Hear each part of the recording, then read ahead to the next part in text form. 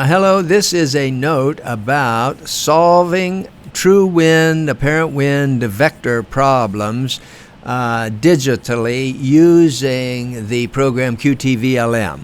And this came up today in our marine weather course, and I was reminded that we have such solution. We have a description of such solutions using an ECS, electronic charting system.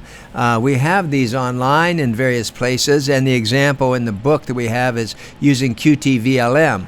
But in our weather course, we're now using, in our book, we have this example with OpenCPN. Whereas in our weather book, in our weather course, we're using qtVlm, and I didn't realize I've never actually done any solutions that way. So we're going to do that, and we'll do this problem here. It looks like the boat is headed in direction 040, and it's a speed of 6.0, and the apparent wind here is 15 knots, and this apparent wind angle here is 30 degrees, and what is the true wind angle?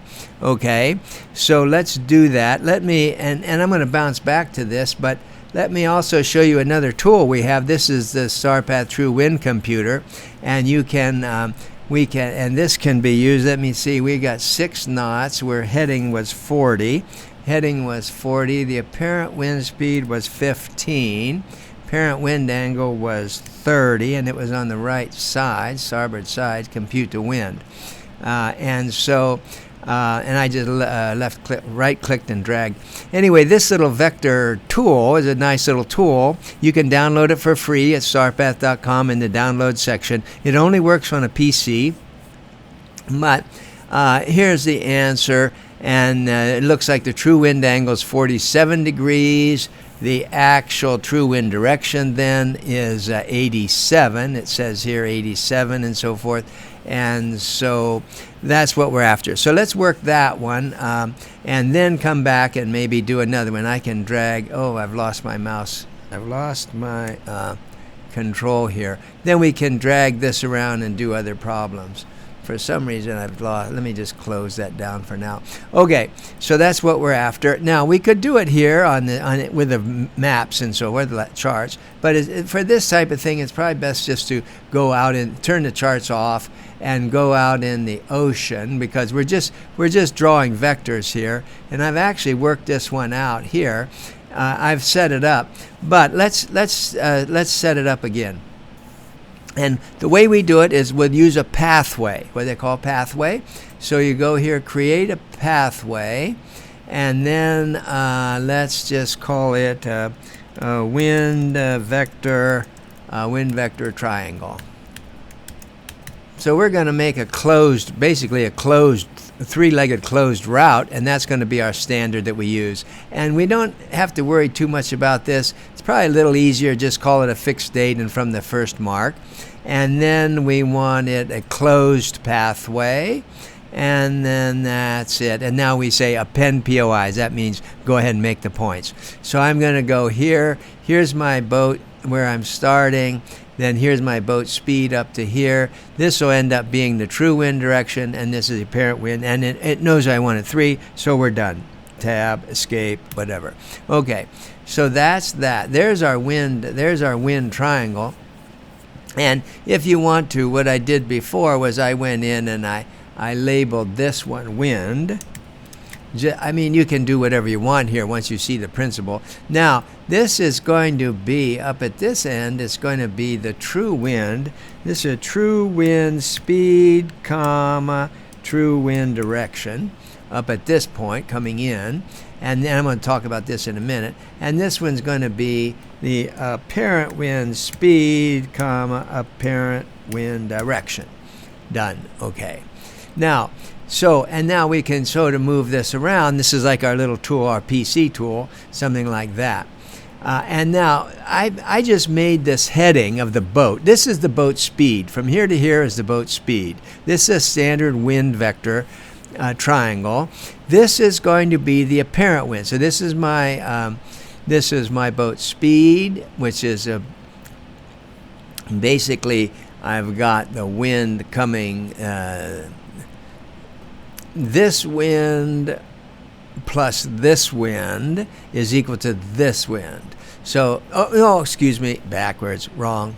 it's a true wind. This is a true wind plus the true wind plus the boat speed wind is equal to the apparent wind. So this long vector, we're going into the wind, you see. The true wind is coming this way. Right down there is the true wind. We're going into the wind, so the apparent wind is stronger. And so here's the apparent wind angle. This is like 30 degrees or something. This looks like 40 or 50 degrees. Here's the key thing to always remember. That's the key to this.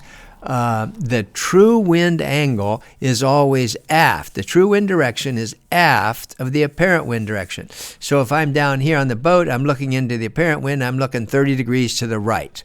Whereas if I want to know where the true wind direction is, I always have to look aft of the apparent wind, and here I have to look about 50 degrees to the right, and so forth. So that's that. Then if you want to actually solve your problem, the problem we did is we would have to make this distance, this would be 6. Okay, let's just move that down till that's 6. You see that's 8, 9. Watch the top number on the right. That's a 6, 6, 6. Okay, 6. And that's 6 about due north. I could draw this into the wind and so forth, but it's a little bit easier to do it this way. And now the apparent wind is here. That's going to be 30 degrees. So where's 30? That's 30, and that's going to be 15. So I've got to go up here to, let's see, true wind is 15. I want 15. So there's 15, and there's 31. So there's about something like that. That's pretty close right there. So there is the apparent wind. Now the true wind here, the true wind is, what's that? A true wind. This is 6. Wait a minute, let me go back and check myself here. This is 6 nautical miles. This one is 15. Oh no, that's 20. I'm way too big. How did I do that? I want, 2. I'm looking at the wrong number. When I drag this here, it's giving me 2 numbers. One, and you have to look at the arrows, these arrows. So this would be from, and this side would be 2. So in fact, I'm looking at what I want here is the 2. I want this 2 to be 15 in this case. And I also want it to be 30. Look at that. So here's a trick you have to do. This is a reverse. So what I should really do is go into this thing, edit pathway, and for what I'm doing right now, just reverse it so the numbers read the right direction. You see now I want from, I'm at the top. Okay, good. So that looks better. So I want 15. So I go up to 15. There's 15 knots, but I've got to go a little to the right. And so I got 30, there's 30 degrees, and there's 15, and I don't know, I have to move around like that a little bit, 15, a little bit. Okay, that's pretty close right there. I'll just let that go. All right, so that's the apparent wind, and then here's the true wind over here, and the true wind is 10.3, but now it's telling me the direction this way, and if I want to read the actual wind direction, I have to go back in here and unreverse it, and then I've got, that is at 047, and that's what we had in the other one. So that's the way you would do it, and if you want to do other problems, you would just move this around. You see, if I'm going downwind, like this, now the true wind is like this. I'm going away. See here, I'm going into the wind. So my apparent wind is bigger. My apparent wind is bigger than my true wind because I'm going into it. I'm adding to it. But now I'm running away. And I could do it either side. That doesn't matter, right? But now I'm running away from it so that my true wind is bigger than my apparent wind because I'm running with the wind.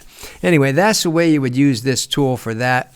As it turns out, when you are actually navigating with your wind instruments up there. Your wind instruments up there and the route set, all these things are done in qtVlm. They're actually all done automatically for you. So you don't often have this type of computation to do. It's going to always tell you what the true wind is. It's going to read the instruments, and it's going to compute all this for you, and you'll just, turn on some instruments here and read all that stuff automatically. So you don't really have to do it, but this is a way you would do it if you want to solve those vector problems with the program. I think I'll stop there for now. I'll put a link to where you can get that True Wind, that PC True Wind tool if you want to play with that and check yourself here.